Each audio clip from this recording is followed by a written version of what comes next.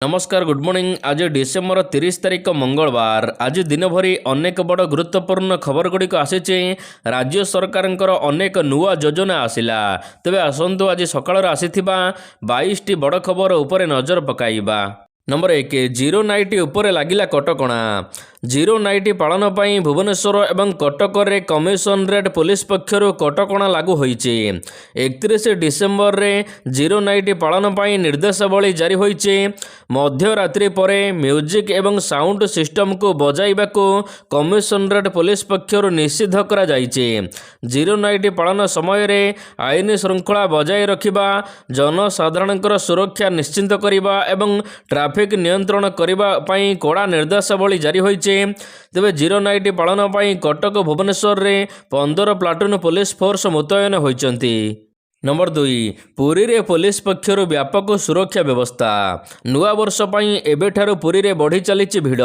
तेबे आसंता 31 तारिख एवं 1 तारिख रे भिड़ को दृष्टि रखी पुलिस पक्षर व्यापक व्यवस्था करा जाइचे। सहरर मुख्य प्रवेश पथ रे चेकिंग को कड़ाकड़ी करा जिवो। भुवनेश्वर आडू आसुथिबा गाड़ी गुड़िक जेल रोड रे पार्किंग करिवे। कोणार्करू आसुथिबा 4 चकिया तालबणिया रे पार्किंग करिवे। ब्रह्मगिरी आडू आसुथिबा जान गुड़िक स्टालिन किंबा यात्रिकारे पार्किंग करिवे। 31 तारिख एवं 1 तारिख रे पर्यटक माने विभिन्न स्थान रे भिड़ जमाइबे। एथिपाई पुलिस पक्षर व्यापक सुरक्षा व्यवस्था बंदोबस्त करा जाइचे। सहर रे 60 प्लाटून पुलिस फोर्स मुतयन रहिबे। मन कहूछि किछि नुआ करिबा पई हेले पाखरे संबळ नाही। तेबे व्यस्त हुंतु नाही। मधुलिका एंटरप्राइजेस एबे बुझिबो आपनक मन कथा। क्षुद्र शिल्प ठारु नै मध्यम शिल्प पई सुलभ मूल्य रे जोगाई देबो। समस्त प्रकार मेसिन और रॉ मटेरियल जहाकु नै आपण सहज आरंभ करि परिबे नुआ एक व्यवसाय। अधिक जानिबा पई आज ही कॉल करंतु। नंबर 3 कर्तव्य पथरे प्रदर्शित हेब ओडिशार कलाकृति। आगामी साधारणतंत्र दिवस अवसर में नुआ दिल्लीर कर्तव्य पथरे चलित वर्ष देखा मिलिबो ओडिशार प्रज्ञान मेढ़। स्वदेशी सामग्री उत्पादन मध्य सांप्रतिक भारत को आत्मनिर्भर भारत में परिणत करने दृष्टिकोण को नहीं चलित वर्ष पई प्रज्ञापन मेढ़र विषय वस्तु रखा जाइछि। तेबे एथिरे ओडिशा मध्य सामिल हेबो। ओडिशार प्रज्ञापन मेढ़रे कृषि सेमीकंडक्टर पर्यंत आत्मनिर्भर भारत गठन ओडिशार अवदान देखा मिलिबो। प्रज्ञापन मेढ़ ओडिशार जनवरी 26, 2026 साधारणतंत्र दिवस रे दिल्ली रे गड़िबो। नंबर 4 पूरण हेब 30 वर्षर दाबी। पुरी जिला पिपिली बासिंदा 30 वर्षर दाबी पूरण करिवे सरकार। आउ किछि दिन परे मंगलपुर गोष्ठी स्वास्थ्य केन्द्र रे शव व्यवच्छेद व्यवस्था करा जिवो। पिपिली विधायक आश्रित पट्टनायक प्रस्ताव को राज्य सरकार अनुमोदन देइचंती। आउ शव व्यवच्छेद पाई पुरी भुवनेश्वर जीवाको पड़िबो नाही पिपिलीवासी को। कारण आउ किछि दिन परे पिपिलीर मंगलपुर गोष्ठी स्वास्थ्य केन्द्र रे शव व्यवच्छेद व्यवस्था करा जिवो। नंबर 5 ह्यूमान सागरंक मृत्यु मामला। कटक डीसीपी सूचना जांच करा जाउची कागजपत्र। ह्यूमान सागरंक मृत्यु मामला मेडिकल कर्तृपक्षों सहित जोगाजोग करा जाउथिबा कटक डीसीपी सूचना। चिकित्सा संपर्क में जांच करा जाउची कागजपत्र। अभियोगर गोटी गोटी दिग को तदंत करी कार्यानुष्ठान नियाजिबो बोली कटक डीसीपी ऋषिकेश अखिलारी कहिसंती। परिवार लोकंकर अभियोग आधार रे केस रुजु करा जाई तदंत करा जाउची। चिकित्सा संपर्क में थिबा समस्त कागजपत्र जांच करा जाउची। ह्यूमानंकर मृत्यु पर पोस्टमार्टम नहेबा संपर्क में एम्स रो डाक्तरंक सहित मध्य जोगाजोग रे रहिछि पुलिस। नंबर 6 जनवरी 5 रे मुख्यमंत्री जन अभियोग शुणाणी। आसंता सोमवार दिन जनवरी 5 तारिख रे मुख्यमंत्री जन अभियोग शुणाणी अनुष्ठित हेब। मुख्यमंत्री पूर्वाह्न 10 टारू यूनिट 2 अशोकनगर भुवनेश्वर स्थित पूर्वतन सरकारी प्राथमिक विद्यालय ठारे जनसाधारण मानकर विभिन्न अभियोग शुणाणी करिवे। एही अभियोग शुणाणी पई ऑनलाइन पंजीकरण डिसेम्बर 31 तारिख पूर्वाह्न 11 ठारू आरंभ हेबो।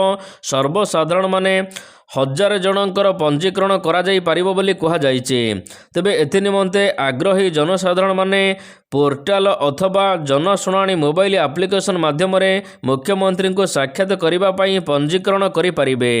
नंबर 7 14 ତାରିଖଠାରୁ ବରୁଣେଶ୍ୱର ମକର ମେଳା। ଆସନ୍ତା ଜାନୁଆରୀ 14 ମକର ସଂକ୍ରାନ୍ତିରୁ ବେଞ୍ଝାରପୁର ବ୍ଲକ ଅଧୀନ ଆରୋଇ ପଞ୍ଚାୟତର ବାରୁଣେଶ୍ୱର ମକର ମେଳା ପଡ଼ିଆରେ ରାଜ୍ୟସ୍ତରୀୟ ମକର ମେଳା ଅନୁଷ୍ଠିତ ହେବ। ଏହି ମେଳା ଉପଲକ୍ଷେ ଆରୋଇ ପଞ୍ଚାୟତ କାର୍ଯ୍ୟାଳୟ ପକ୍ଷରୁ ସରପଞ୍ଚ ସ୍ମୃତି ସମୀକ୍ଷା ମଲ୍ଲିକଙ୍କ ତତ୍ତ୍ୱାବଧାନରେ ଏକ ସମୀକ୍ଷା ବୈଠକ ହୋଇଥିଲା। ସରପଞ୍ଚଙ୍କ ସୂଚନା ଅନୁସାରେ ଆସନ୍ତା 5 ତାରିଖରୁ ବ୍ୟବସାୟୀମାନଙ୍କୁ ଷ୍ଟଲ ପାଇଁ ରସିଦ ପ୍ରଦାନ କରାଯିବ। ଚଳିତ ବର୍ଷ ଜାଗାର ମୂଲ୍ୟ ସ୍କୋୟାର ଫୁଟକୁ 12 ଟଙ୍କା ସାଧାରଣ ଦୋକାନୀ ଏବଂ 14 ଟଙ୍କା ହୋଟେଲ ପାଇଁ ସ୍ଥିର କରାଯାଇଛି। ନମ୍ବର 8 ଆହୁରି 3 ଦିନ ରାଜ୍ୟରେ ଶୀତ। ରାଜ୍ୟରେ ଶୀତ ଲହରୀ ଜାରି ରହିଥିବା ବେଳେ ଆସନ୍ତା 3 ଦିନ ପର୍ଯ୍ୟନ୍ତ ପାଣିପାଗରେ ବିଶେଷ ପରିବର୍ତ୍ତନ ହେବ ନାହିଁ। ପରବର୍ତ୍ତୀ ସମୟରେ ତାପମାତ୍ରା 2 ରୁ 3 ଡିଗ୍ରୀ ବଢ଼ିପାରେ ବୋଲି ଆଞ୍ଚଳିକ ପାଣିପାଗ ବିଜ୍ଞାନ କେନ୍ଦ୍ର ପକ୍ଷରୁ ସୂଚନା ଦିଆଯାଇଛି। ଅନ୍ୟପଟେ କଳାହାଣ୍ଡି, କନ୍ଧମାଳ, ସୁନ୍ଦରଗଡ଼, କୋରାପୁଟ, ଖୋର୍ଦ୍ଧା, ସମ୍ବଲପୁର, କଟକ, ନୟାଗଡ଼, ଜଗତସିଂହପୁର, କେନ୍ଦ୍ରାପଡ଼ା, ବାଲେଶ୍ୱର, ମୟୂରଭଞ୍ଜ, ଅନୁଗୁଳ ଓ ଯାଜପୁର ଆଦି ଜିଲ୍ଲାର ବିଭିନ୍ନ ସ୍ଥାନରେ ହାଲକାରୁ ମଧ୍ୟମ ଧରଣର କୁହୁଡ଼ି ହେବା ନେଇ ସୂଚନା ପ୍ରଦାନ କରାଯାଇଛି। ନମ୍ବର 9 ଚିଲିକାରୁ କମିଲେ ବିଦେଶାଗତ ପକ୍ଷୀ। ଚଳିତ ବର୍ଷ ଚିଲିକା ହ୍ରଦକୁ ବିଦେଶାଗତ ପକ୍ଷୀଙ୍କ ଆଗମନ କମିଯାଇଛି। ଏଥିପାଇଁ ଜଳବାୟୁ ପରିବର୍ତ୍ତନ ବା କ୍ଲାଇମେଟ୍ ଚେଞ୍ଜକୁ ମୁଖ୍ୟ କାରଣ ବୋଲି କହିଛନ୍ତି ଓଡ଼ିଶାର ଜଙ୍ଗଲ ଏବଂ ପରିବେଶ ମନ୍ତ୍ରୀ ଗଣେଶ ରାମ ସିଂ ଖୁଣ୍ଟିଆ। ଗତ 2024 ତୁଳନାରେ ଚଳିତ ବର୍ଷ ସିଜନରେ ଚିଲିକାକୁ ପ୍ରାୟ 10,000 କମ୍ ପକ୍ଷୀ ଆସିଥିବା ମନ୍ତ୍ରୀ ସୂଚନା ପ୍ରଦାନ କରିଛନ୍ତି। ପକ୍ଷୀଙ୍କ ସଂଖ୍ୟା କମିଥିଲେ ମଧ୍ୟ ସେମାନଙ୍କ ସୁରକ୍ଷା ପାଇଁ ବନ ବିଭାଗ ପକ୍ଷରୁ ବ୍ୟାପକ ପଦକ୍ଷେପ ନିଆଯାଇଛି। ପକ୍ଷୀମାନଙ୍କର ବାସସ୍ଥଳୀର ସୁରକ୍ଷା ଓ ଶିକାର ରୋକିବା ପାଇଁ ବନ ବିଭାଗ ସଜାଗ ରହିଛି। ଆଗାମୀ କିଛି ସପ୍ତାହ ମଧ୍ୟରେ ଶୀତର ପ୍ରକୋପ ବଢ଼ିଲେ ଆହୁରି ଅଧିକ ସଂଖ୍ୟକ ପକ୍ଷୀ ଆସିପାରିବେ ବୋଲି ଆଶା କରାଯାଉଛି। ନମ୍ବର 10 ରାଜ୍ୟରେ ବଢ଼ି ଚାଲିଛି ପ୍ରଦୂଷଣ, ସ୍ଥିତି ଗମ୍ଭୀର।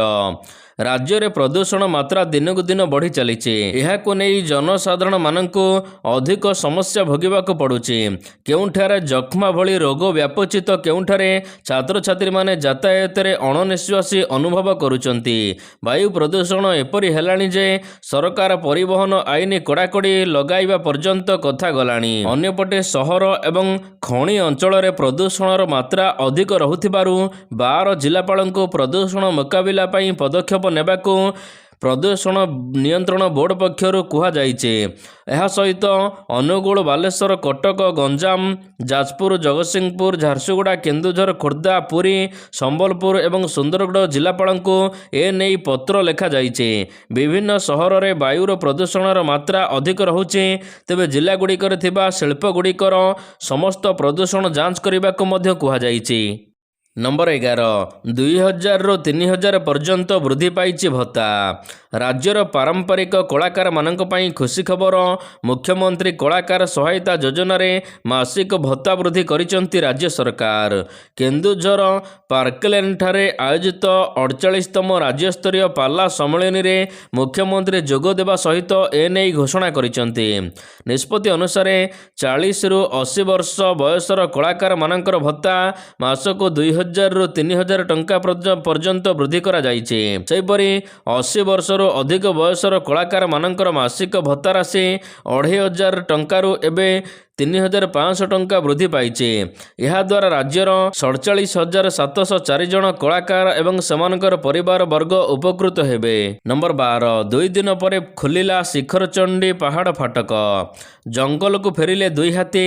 ଭୁବନେଶ୍ୱର ଶିଖରଚଣ୍ଡୀ ପାହାଡ଼ ନିକଟରେ ଆସି ରହିଲେ 2 ହାତୀ ଏବଂ ତେବେ 2 ହାତୀଙ୍କୁ ଏବେ ଘଉଡ଼ାଇବା ପରେ ଶିଖରଚଣ୍ଡୀ ପାହାଡ଼ର ମୁଖ୍ୟ ଫାଟକ ଖୋଲିଛି। ଚନ୍ଦକା ବନ କର୍ମଚାରୀଙ୍କ ଉଦ୍ୟମରେ 2 ହାତୀଙ୍କୁ ଭରତପୁର ଜଙ୍ଗଲ ଆଡ଼କୁ ଗତକାଲି ରାତିରେ ପଠାଇ ଦିଆଯାଇଛି। କିଛି ସମୟ ପରେ ପଥରଗଡ଼ିଆ ଗାଁ ଶ୍ମଶାନ ନିକଟ ଭରତପୁର ରିଜର୍ଭ ଜଙ୍ଗଲ ପାଚେରୀ ଭାଙ୍ଗି ଜଙ୍ଗଲ ଭିତରକୁ ଫେରି ଯାଇଛନ୍ତି 2 ହାତୀ। ନମ୍ବର 13 ପଞ୍ଚାୟତ ଏବଂ ପୌର ନିର୍ବାଚନରେ ନୂଆପଡ଼ା ଭଳି ବିଜୟ ଲାଭ କରିବ ବିଜେପି, କହିଲା ବିଜେପି। ତେବେ ଓଡ଼ିଶାରେ ପଞ୍ଚାୟତ ଏବଂ ପୌର ନିର୍ବାଚନରେ ବିଜେପିର ବିପୁଳ ବିଜୟ ହେବ। ଗତକାଲି ଦଳର ଏକ ଗୁରୁତ୍ୱପୂର୍ଣ୍ଣ ବୈଠକରେ ଯୋଗଦେବା ଅବସରରେ ଏଭଳି ଦମ୍ଭୋକ୍ତି କରିଛନ୍ତି ଓଡ଼ିଶା ରାଜ୍ୟ ବିଜେପି ପ୍ରଭାରୀ ବିଜୟପାଲ ସିଂ ତୋମାର। ସେ କହିଛନ୍ତି, ଭାରତୀୟ ଜନତା ପାର୍ଟି ନିରନ୍ତର ନିଜର ସାଂଗଠନିକ କାର୍ଯ୍ୟକ୍ରମ ଜାରି ରଖିଛି। ଆଗାମୀ ପଞ୍ଚାୟତ ଏବଂ ପୌର ନିର୍ବାଚନ ପାଇଁ ଦଳ ପ୍ରସ୍ତୁତ ହେଉଛି।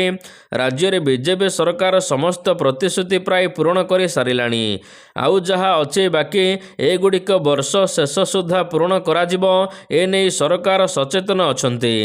ଏଣେ ଓଡ଼ିଶା ରାଜ୍ୟ ବିଜେପି ସହପ୍ରଭାରୀ ଲତା ଉସାଣ୍ଡି କହିଛନ୍ତି, ବିଜେପି ସବୁବେଳେ ସାଂଗଠନିକ ଶକ୍ତି ବୃଦ୍ଧି କରିବା ଦିଗରେ ପ୍ରୟାସ କରୁଛି।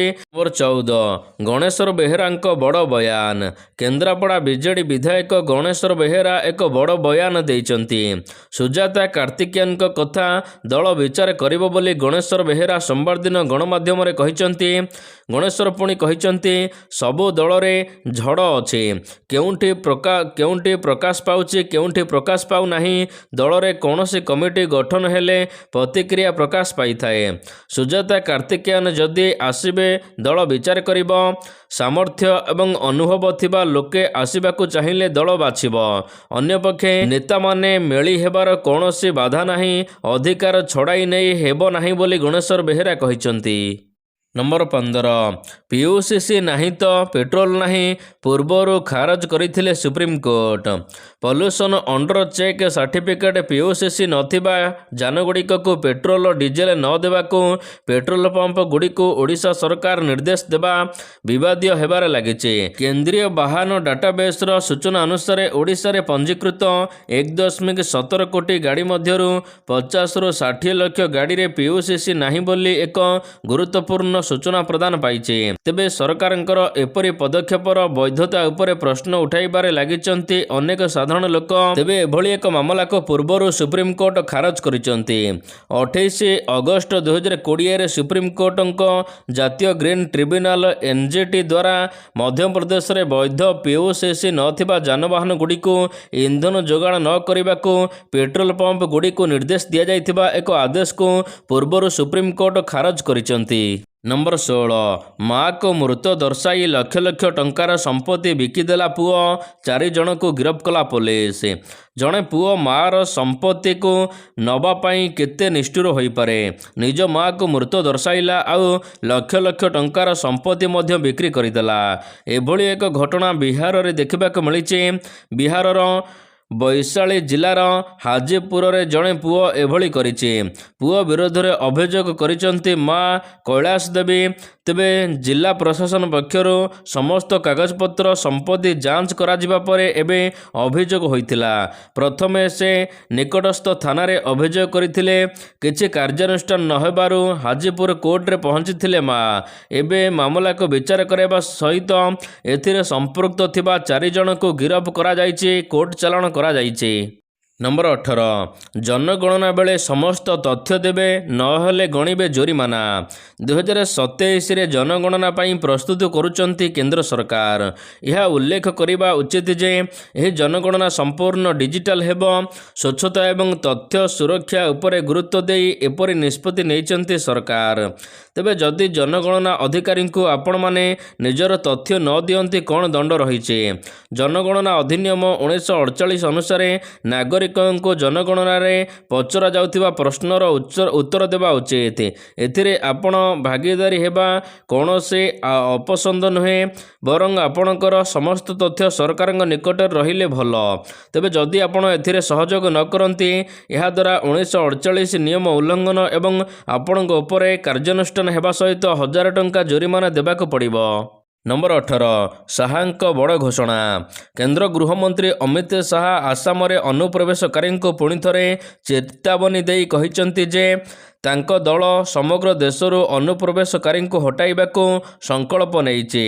ଏହି ଅନୁପ୍ରବେଶକାରୀଙ୍କୁ ଖୁବ୍ ଶୀଘ୍ର ନିପାତ କରାଯିବ। ନମ୍ବର 19 ଦୁଷ୍କର୍ମକାରୀକୁ କ୍ଷମା ନାହିଁ। ଉନ୍ନାଓ ଦୁଷ୍କର୍ମ ମାମଲାରେ ସୁପ୍ରିମକୋର୍ଟଙ୍କ ବଡ଼ ରାୟ। ଅଭିଯୁକ୍ତ କୁଲଦୀପ ସିଂଙ୍କୁ ଦଣ୍ଡ ସ୍ଥଗିତ ରଖିବା ଉପରେ ସର୍ବୋଚ୍ଚ ଅଦାଲତ ରୋକ ଲଗାଇଛନ୍ତି। ଜାମିନ ମଧ୍ୟ ମିଳିଲା ନାହିଁ। 2017ରେ ଉନ୍ନାଓ ଦୁଷ୍କର୍ମ ମାମଲାରେ ପୂର୍ବତନ ବିଜେପି ବିଧାୟକ କୁଲଦୀପ ସିଂ ଦୋଷୀ ସାବ୍ୟସ୍ତ ହୋଇଥିଲେ। 2019 ଡିସେମ୍ବରରେ ଆଜୀବନ କାରାଦଣ୍ଡ ଆଦେଶ ଦିଆଯାଇଥିଲା। ତେବେ ଜଣେ ନାବାଳିକାକୁ ଅପହରଣ ଦୁଷ୍କର୍ମ ଅଭିଯୋଗରେ ତାଙ୍କ ଉପରେ ଲାଗିଥିଲା ଦୋଷ। ଡିସେମ୍ବର 23, 2025ରେ ଦିଲ୍ଲୀ ହାଇକୋର୍ଟ ତାଙ୍କ ଦଣ୍ଡକୁ ସ୍ଥଗିତ ରଖି ଜାମିନ ଦେଇଥିଲେ। ମାତ୍ର 7ରୁ 5 ବର୍ଷ ସେ ଜେଲ୍ ଦଣ୍ଡ ଭୋଗି ସାରିଛନ୍ତି। କୋର୍ଟଙ୍କ ରାୟ ବିରୋଧରେ ସୁପ୍ରିମକୋର୍ଟରେ ଆବେଦନ କରାଯାଇଥିଲା। ତେବେ ସୁପ୍ରିମକୋର୍ଟ ତାଙ୍କର ଦଣ୍ଡ ବିଧାନକୁ ସ୍ଥଗିତ ରଖିବା ସହିତ ଜାମିନ ନାମଞ୍ଜୁର କରିଦେଇଛନ୍ତି।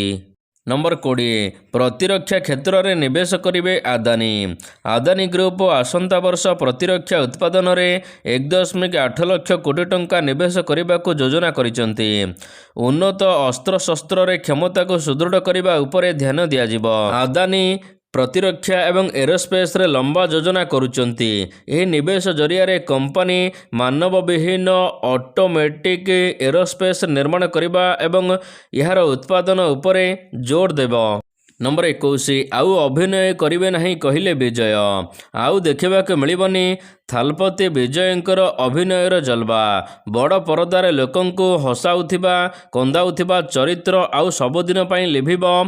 ଚଳଚ୍ଚିତ୍ର ଜଗତରୁ ଏବେ ବିଦାୟ ନେଇଛନ୍ତି ବିଜୟ। 10 ବର୍ଷ ବୟସରେ ତାମିଲ ଚଳଚ୍ଚିତ୍ରରେ ଶିଶୁ କଳାକାର ଭାବରେ ତାଙ୍କର କ୍ୟାରିୟର ଆରମ୍ଭ କରିଥିଲେ। 18 ବର୍ଷରୁ ଅଭିନୟ। 18 ବର୍ଷରେ ସେ ବିଭିନ୍ନ ପ୍ରକାର ଫିଲ୍ମରେ ଡେବ୍ୟୁ କରି ସାରିଛନ୍ତି। ତେବେ ବର୍ତ୍ତମାନ ସେ 51 ବର୍ଷରେ ପାଦ ଥାପିଛନ୍ତି ଏବଂ ଅଭିନୟର ଯାଦୁ ସବୁଦିନ ପାଇଁ ଅଲବିଦା କରିଛନ୍ତି। ଏବେ ସେ କେବଳ ରାଜନୀତି କରିବେ। ନମ୍ବର 22 ଭାରତ ପାଇଁ ସତର୍କ ଘଣ୍ଟି। ଦକ୍ଷିଣ ଏସିଆର ରାଜନୀତିରେ ବଡ଼ ପରିବର୍ତ୍ତନ। ନିକଟରେ ପାକିସ୍ତାନ ବାଂଲାଦେଶ ମିଶିବାକୁ ଯାଉଛନ୍ତି। ବାଂଲାଦେଶରେ ଶେଖ୍ ହାସିନାଙ୍କ ସରକାର ପତନ ପରେ ଦକ୍ଷିଣ ଏସିଆର ଭୂ ରାଜନୀତିରେ ବଡ଼ ମୋଡ଼ ଆସିଛି, ଯାହା ଭାରତ ପାଇଁ ଆଦୌ ଶୁଭ ନୁହେଁ। ଦୀର୍ଘ ଦିନର ଶୀତଳ ସମ୍ପର୍କ ପରେ ପାକିସ୍ତାନ ଏବଂ ବାଂଲାଦେଶ ଏବେ ପରସ୍ପରର ଅତି ନିକଟର ହେବାର ଲାଗିଛନ୍ତି। ନିକଟରେ ବାଂଲାଦେଶର ଅନ୍ତରୀଣ ସରକାର ମହମ୍ମଦ ୟୁନୁସ୍ ଏବଂ ପାକିସ୍ତାନର ପ୍ରଧାନମନ୍ତ୍ରୀ ଶାହବାଜ ଶରୀଫଙ୍କ ମଧ୍ୟରେ ହୋଇଥିବା ସକାରାତ୍ମକ ଆଲୋଚନା ଏହା ସ୍ପଷ୍ଟ ପ୍ରମାଣ। ଏଥିପାଇଁ ଭାରତକୁ ସତର୍କ ରହିବାକୁ ପଡ଼ିବ। ନମ୍ବର 23 ଆସନ୍ତା ମାସରେ ନ୍ୟୁଜିଲାଣ୍ଡ ସହିତ ଖେଳିବ ଭାରତୀୟ ଦଳ। ଭାରତୀୟ ଦଳ 2026ରେ ନ୍ୟୁଜିଲାଣ୍ଡ ବିପକ୍ଷରେ ପ୍ରଥମ ସିରିଜ୍ ଖେଳିବ। ନ୍ୟୁଜିଲାଣ୍ଡର ଭାରତ ଗସ୍ତ ଜାନୁଆରୀ 11ରୁ 31 ପର୍ଯ୍ୟନ୍ତ ଚାଲିବ। ଏହି ସମୟରେ ଦୁଇ ଦଳ 3ଟି ଦିନିକିଆ 5ଟି ଟି20 ମ୍ୟାଚ୍ ଖେଳିବେ। ନ୍ୟୁଜିଲାଣ୍ଡ ବିପକ୍ଷରେ ଟି20 ସିରିଜ୍ ପାଇଁ ଟିମ୍ ଇଣ୍ଡିଆ ଘୋଷଣା ହୋଇଛି, କିନ୍ତୁ ଏପର୍ଯ୍ୟନ୍ତ ଦିନିକିଆ ଦଳ ଘୋଷଣା କରାଯାଇ ନାହିଁ। ଦିନିକିଆ ଦଳରେ ସାମିଲ ହେବାର ସମ୍ଭାବନା ଥିବା ଖେଳାଳିମାନଙ୍କର ତାଲିକା ଏବେ ଦିଆଯାଇଛି।